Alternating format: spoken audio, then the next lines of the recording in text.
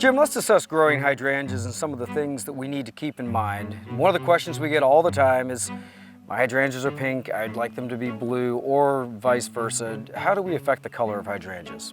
If they're blue, they're growing in acidic soil. If they are pink, the soil is alkaline. So if you want a pink hydrangea to be blue, all you would do is put aluminum sulfate around it.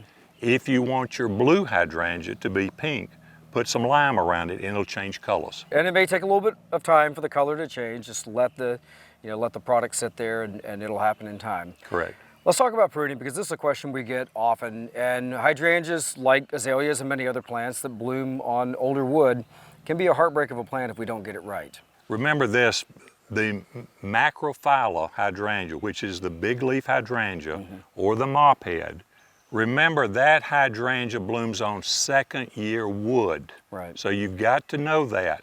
So many people will come into our visitor center and say, Mr. Gibbs, why are my hydrangeas not blooming? The first thing I say is, when do you prune them?